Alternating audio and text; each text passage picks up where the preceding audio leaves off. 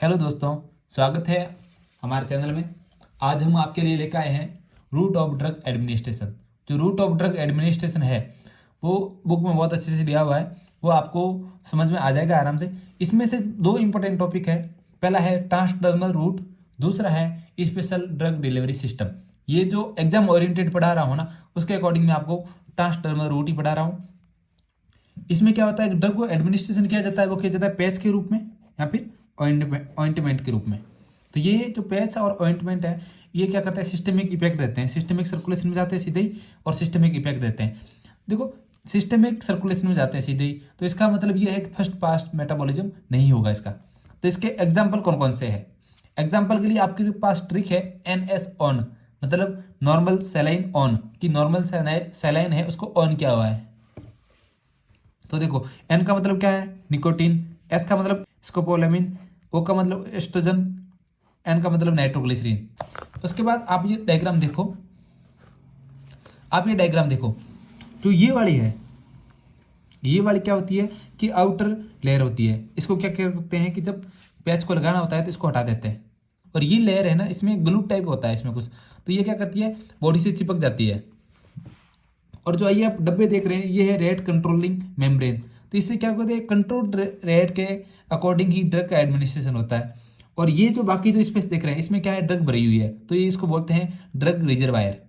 और ये जो लेयर है बाहर वाली, ये बाहर वाली लेयर है, उसको बोलते हैं बेकिंग लेयर। ओके, तो ये डायग्राम आपको एग्जाम में बनाना है। अब देखो एग्जाम्पल, पहला एग्जाम्पल क्या था, मैंने बोला NS ऑन, ठीक है। पहला एग्जाम्पल था निकोटीन पैच या ऑइंटमेंट। तो ये किसके लिए यूज होता है, टंबाकू डी एडिकेशन के लिए। दूसरा है स्कोपोलामिन पैच, ये आपका मोशन सिकनेस के लिए, जो मोशन सिकनेस होती है, हम ट्रेवलिंग कर रहे हैं तो उसके पहले ये पैच लगा देते हैं। स्कोपोलामिन को हायोसिन भी बोलते हैं।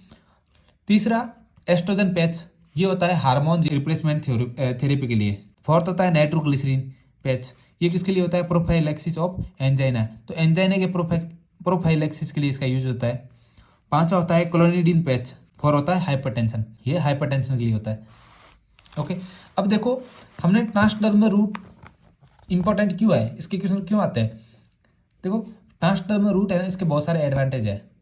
एडवांटेज ये है कि खुद एडमिनिस्ट्रेशन कर सकते हो, पेशेंट की कॉम्प्लाइंस होती है वो बेटर होती है।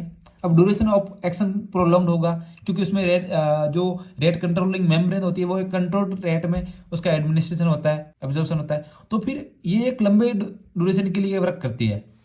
फिर क्या है कि सिस्टमिक साइड इफेक्ट कम हो जाते हैं। और फोर्थ है कि इसमें कॉन्स्टेंट रेट प्रोवाइड होती है।